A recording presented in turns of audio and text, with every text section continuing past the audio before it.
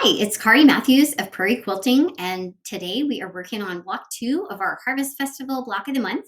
The pattern is available through my website, prairiequilting.com. So this block is the center medallion, and it is made up of fusible. I did fusible web applique on it. You can do needle turn, but I'll show you how to do the fusible web today. Let's get started. The pattern is available through my website, prairiequilting.com, and the fabric that I used is Harvest Gathering by Diana Swartz for Benertex. Okay, for our block 2, here's the center medallion block.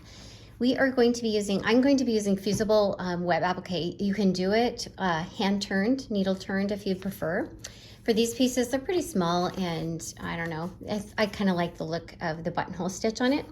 So you're going to use whatever your favorite fusible web is, and follow the directions and trace your templates. I think these are pretty symmetrical, so you wouldn't necessarily need to do the opposite side of them, but trace them onto the fusible web, and you can do that with a window. I did it with a window or a light box, and then you press that with the drawn thing on the back side, the wrong side of the fabric. Okay, so I'm pressing that, and I'll just show you how to, and then you just take a scissors, and I do not use my really good sewing scissors, okay? I use a pretty good paper scissors because you're cutting through paper, and I just kind of work this around. I'm right-handed, so I kind of maneuver the paper. I'm not moving the scissors a lot. I'm moving more the paper as I'm cutting that, okay? So you just cut around the outside on that line. Okay, so now we have our pieces. I've cut the rest of those pieces out. Okay, and so we're gonna peel the backing off. I've peeled it on most of these, but I will peel it off, and sometimes it's easier to get it on a point and peel it off. So I'm gonna, if I can get a hold of it here. Watch, it won't work. There we go, okay. So I peeled the backing off on that. Let's get this one, okay. And I've found that sometimes if I peel the backing off when it's too hot, it won't peel off very easily. So I like to iron these and then peel them off after they've had a chance to cool down. Now we're going to take the block, and you can do this. You're going to follow the design in the pattern, okay? This is going to be your center medallion piece. So if you prefer to be able to kind of eyeball it a little bit better, you can fold it in half. You could even iron it in half if you'd like. And then I'm going to just give it a good hand press here. And okay, give it a good press so you know where the center is, and then you can see the quadrants too, okay? You can see that with the press line there. So this piece is going in the center, okay? I'm going to kind of match it up, these little points with the lines there. Okay, and then these pieces are going to fit, kind of just tuck those points underneath these little knobby things. Okay, so we're gonna, and I like to lay them all out before, and then we'll press it down. I'm gonna get rid of my strings there, but they're on top, it'll be okay. Okay, there's that one, and this one. What you really want to make sure is that you're avoiding the 1/4 inch seam allowance, okay, so you don't run into that and cut off your pieces. Okay, and then these guys go on the opposite knobbies, and you can kind of line it up so it's straight with that, with the lines that you've pressed in there. Whoops. Okay, there's that. Okay, that one, and this last one. Okay, let's line him up a little bit better. Okay, and you know what? If you're like, that doesn't look quite right, fiddle with it till you like it, okay? This is your work. So, and I'm gonna scoot these out a little bit because I kind of want the points to show a little bit more, I think.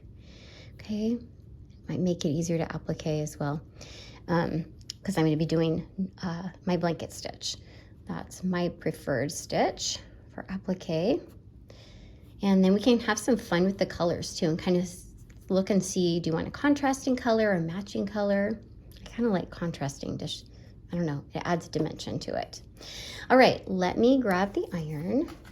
And when I press, I don't want to iron it because I'll lose all those pieces. So I'm gonna just gently, carefully, and I'm gonna kind of do it in the middle or on the edge in the middle. And then, I'm gonna go back again, but I just want to kind of give it an initial set so they don't move, okay? So I'm just kind of going back again, making sure I get all the edges down really well, okay? Because I didn't get everything the first time. But make sure that you're happy with it before you go ahead and fuse. I think you can, some of this you can peel up if you're not happy with it, but better to get it right the first time. Okay. Okay, and I'm gonna kind of test it and kind of, yeah. Okay, they're pretty good down. You can kind of feel if you have any loose edges there. Okay. So it looks like we got a pretty good press on that. Okay. So now we are going to go to the machine and we're going to do some machine applique on this, okay? Okay, I went to the thread box and I picked colors of thread that they were similar, but they're a little bit off because I like the different, texture kind of that it adds to it. So let's see here. First off, we'll start in the middle and we'll do the green medallion here. Okay, so for this, this whole block, I'm using my regular foot. It's not my 1/4 inch. And I'm going to be using my buttonhole stitch, okay? So I want my needle down for sure so I can pivot this. There's a lot of corners, okay? So I'm gonna go ahead and I have just a cream thread or a white thread in the bottom of this because I'm gonna tie those threads off at the end when we're done. So let's go ahead and just start slowly moving your way around. I got my glasses on and I'm watching very carefully. I want that needle to line up and then the buttonhole goes into the thread. Make sure test your stitches to see which direction they're going for one thing and where your needle needs to be when you're doing the stitches, okay? And some people use a zigzag stitch. It's your preference. There's so many decorative stitches these days on machines that have some fun, try some things out. I kind of like the traditional buttonhole. It's kind of one of my favorites.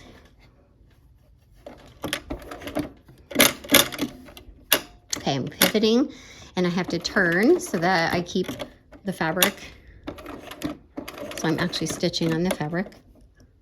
This one is one of the trickiest just because it's got all these little points on it. So there's a lot of pivoting. Okay. Close to the edge or close to the end of this piece.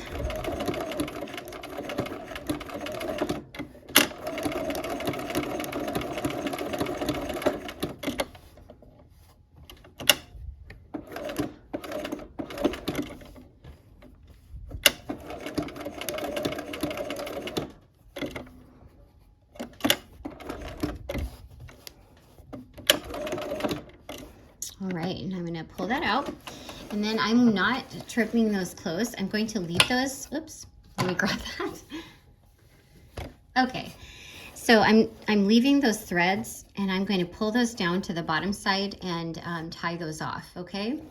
Okay, so I went and I got my thimble and my needle and I've threaded my needle and I'm gonna just go down close to where it came out.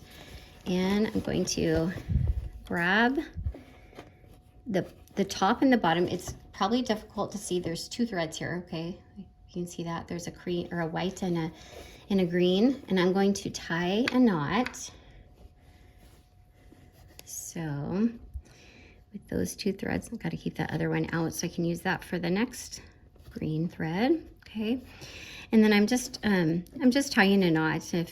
So I'm kind of getting it close to the thread fabric down there, and then I'm putting my fingernail and pulling, okay? And that is a good solid knot, okay?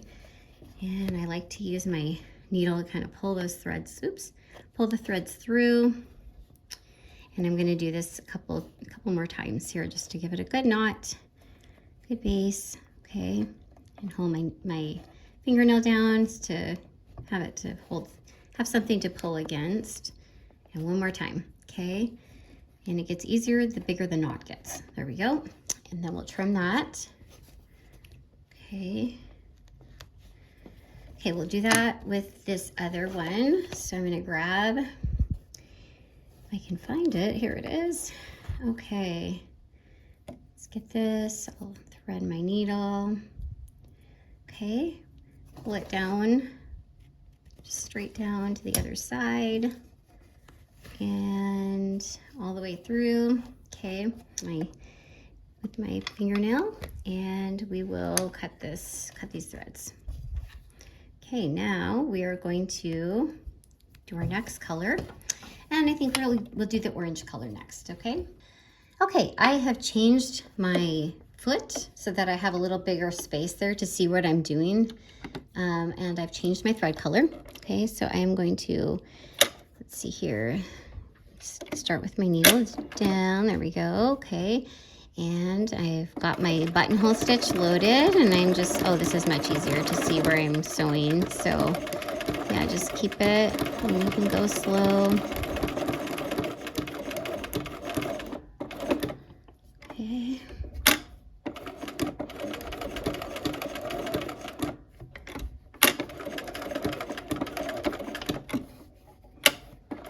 Much easier, oh my goodness. Okay. The more you practice with your machine, the more you're gonna know, oh, well, that stitch is gonna go that direction. So just good to play with your machine and play with those stitches and see what your favorites are. Okay. And I'm gonna leave those threads hanging. Okay, so there you go, and see that it kind of gave it a little dimension with the different color there. So I have a little darker here, and then I'm going to use a darker maroon, kind of more of a red for that one. Okay, and I have finished the orange, and now I'm working on the maroon here. So get my needle down again. I've changed my thread color.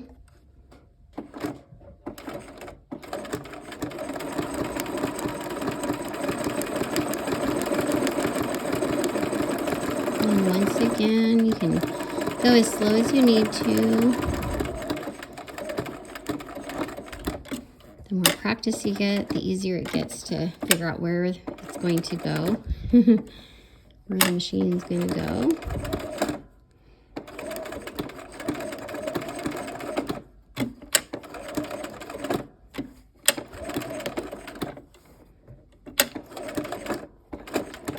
And again, I'm kind of slowing it down around the pivots.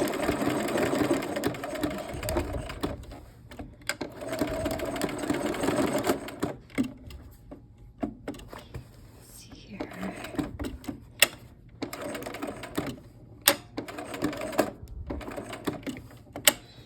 Love the needle down. I know this would be very, very hard without it.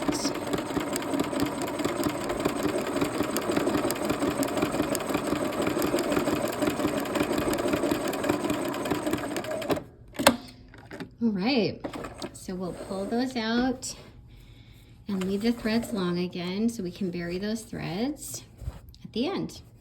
All right, finish the rest of these claret leaves in the same way.